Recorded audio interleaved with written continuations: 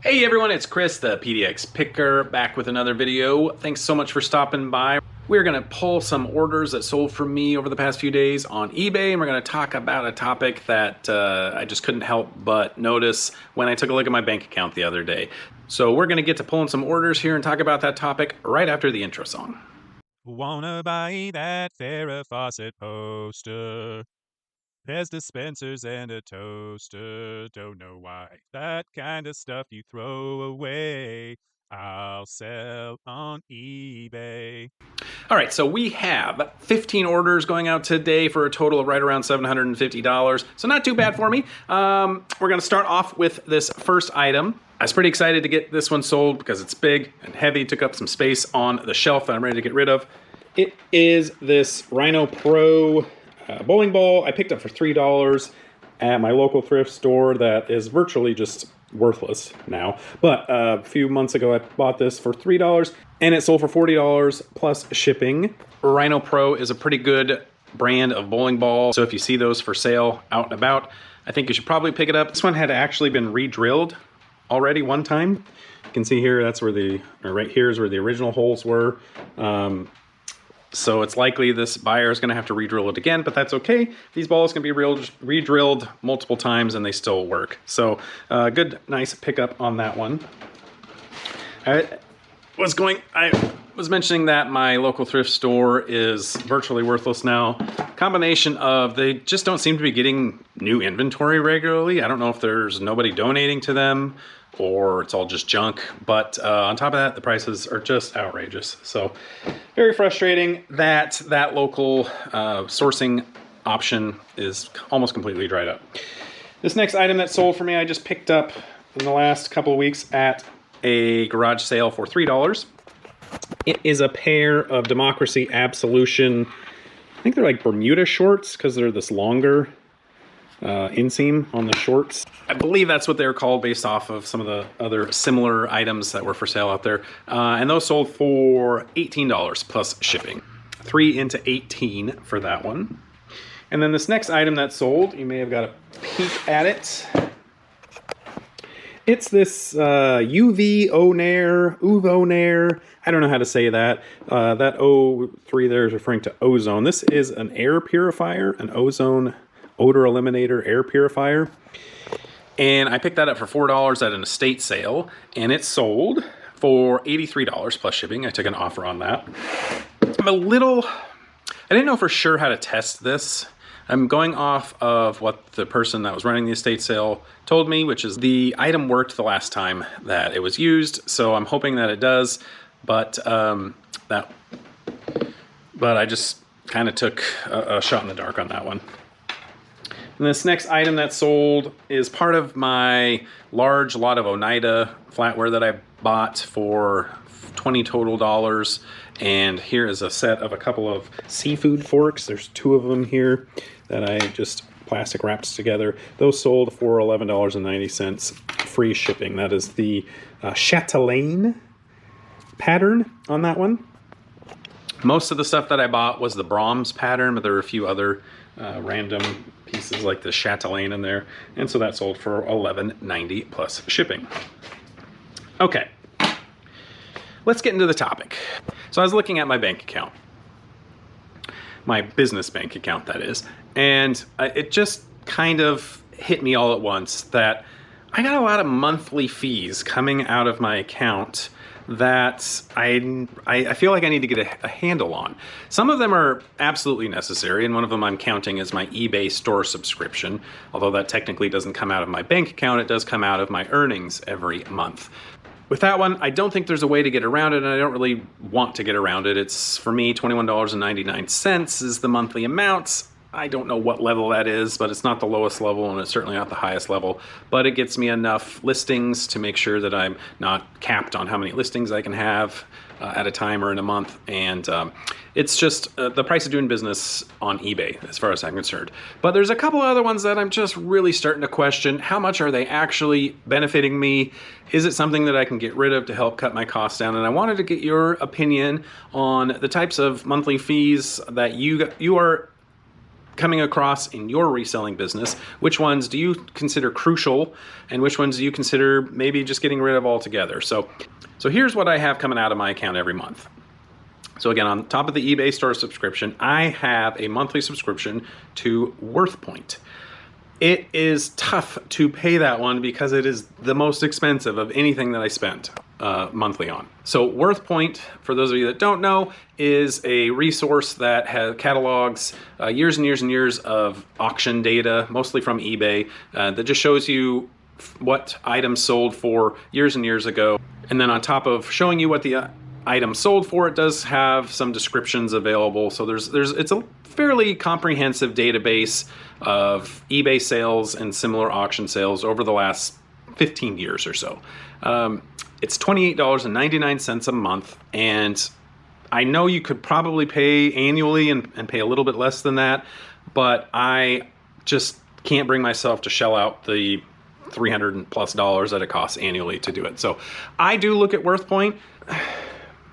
It's a tough one for me. I just don't know if it's really worth that amount. Some months I think it's ridiculous because I only look up 1 or 2 items or maybe none at all on WorthPoint. And then there's other months where I will look up 5 to 10 items to get some historical context on what something of value is. It works really well for unique older items, antiques, I would say. I'll give an example of why I like WorthPoint. I picked up this item at a garage sale near me for $1. It is a John F. Kennedy nodder, and right here it says, "I don't care if you are Attorney General, you are offside." So I think it came out in 1960. It's Japanese made. There are a few listed on eBay as high as $2,500, some as low as I think $750.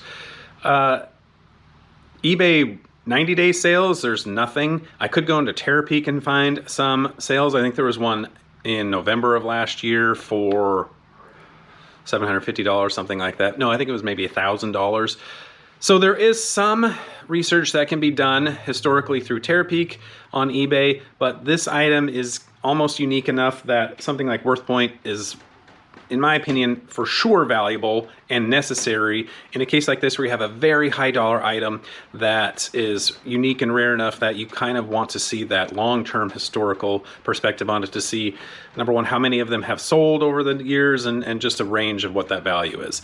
But I don't come across items like this every month. So this is definitely a one-off where, sure, I do appreciate spending that $28.99 to get a little bit more context on the value of this nodder that I have. But there are other months that it's just frustrating to see that money go out the bank account every month. The next highest amount that I spend, two different services. One is Vendoo, the cross-listing app.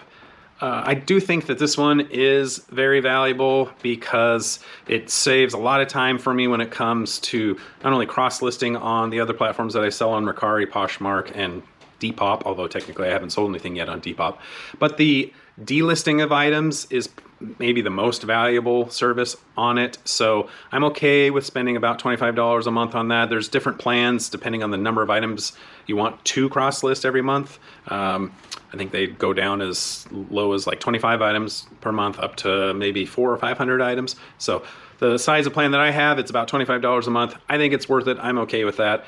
This next one I'm very much starting to question, and that is Posher VA. I spend $25 a month for Posher VA. That service, at the very beginning when I first got it, it definitely paid for itself within a couple of days of using it. Long story short, what Posher VA does is it allows you to do automatic sharing of your closet, automatic following of people that have followed you, or just following people in general. It will automatically send out offers to people that like your items within a certain time period, and that's where I made a large number of my sales, is that automatic offer setting.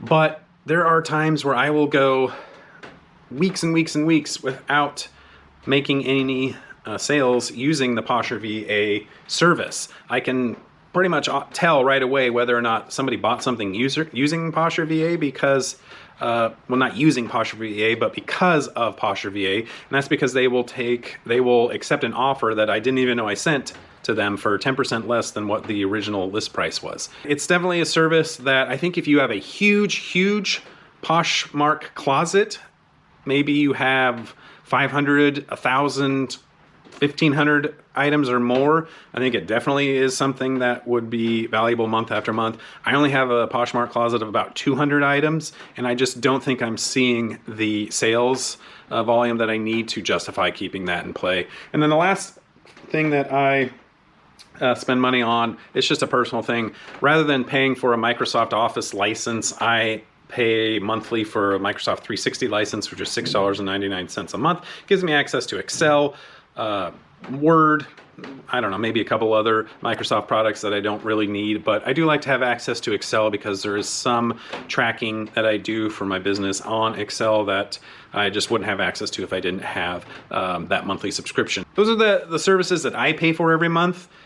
What do you guys think? What are there any other services that you pay for that you think is absolutely worthwhile, or that you think is definitely just a scam or not worthwhile at all? Let me know in the comments. What do you guys think about these monthly fees? This service as a subscription model is here to stay, and it's probably not going to go away anytime soon, or maybe ever, but it's just kind of the nature of the beast. But we can fight it in a certain way by just not being subscribed to every service that is out there. So, all right, guys, let's get back to pulling a few more orders.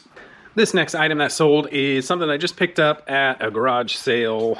Oh,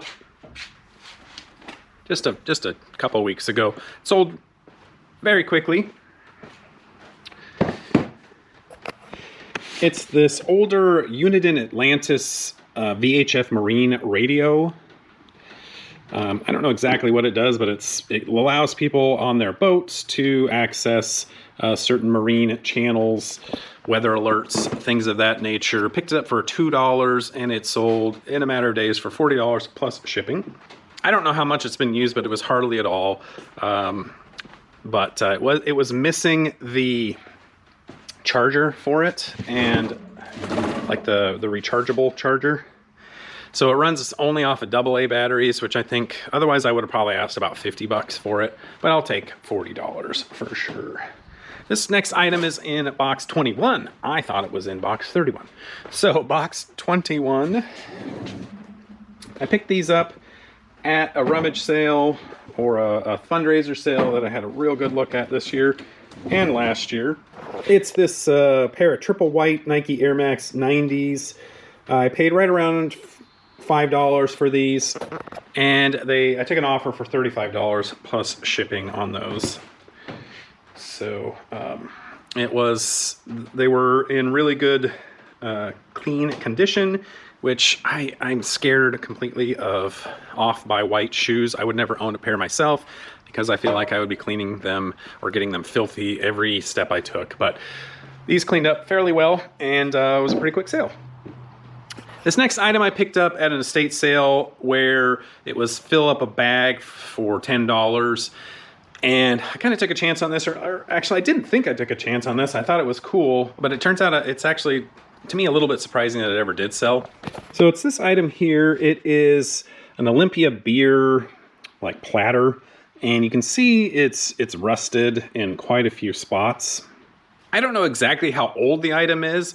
I thought maybe based off of that patina that it could be, I don't know, 50, 60, 70, 80 years old. But I actually think this is from the 1980s. And there are a ton of these that are listed, well, maybe not a ton, but I would say at least 15 to 20 of these that are listed in virtually pristine condition. Certainly no rusting, no patina like that on there. And a few of them have sold. They sell with decent regularity. But I thought, even though I picked this up for basically $1, I was thinking there was a good chance this was going to be going in the donate pile at some point. But miraculously, I think maybe somebody liked or preferred that patinaed look to it. It sold for $18 plus shipping. So I turned a little bit of a lemon into lemonade on that one, or I lucked out, however you want to look at it. Okay, we have 4 more really good sales, so stick around to make sure you see those. This next one I just picked this up at my favorite thrift store recently for $12.50. And it's this pair of Brooks Ghost 15 running shoes, women's running shoes. These are in really good condition, and I sold them for $55 plus shipping. Let me get you a chance to look at these here. So very good condition, not much wear on them at all. The insoles are almost perfect. A good season for selling running shoes. I think maybe more people run in the summer or warmer months than, but any running shoes sell pretty much year round. So anyway, this next item that's sold is a Shure. Let's go with Shure battery charger. I love buying battery chargers. I don't know if I'm just lucky enough to find battery chargers more so than others that I watch on. I don't see a lot of other reseller YouTubers selling battery chargers, but I have probably sold 5 or 6 in the last year. This is this Shure 10 amp battery charger. I paid $12 for this. I had to pay up a little bit, but it sold just in a week or two for $55 plus shipping. So those battery chargers, they're quick sellers and they sell for quite a bit of money. So I think everyone should sell or buy those battery chargers to resell. They're very easy to ship, pretty easy to test too. As far as I know, really the only thing you need to do to test them is plug them in. And I'll show you this here real quick.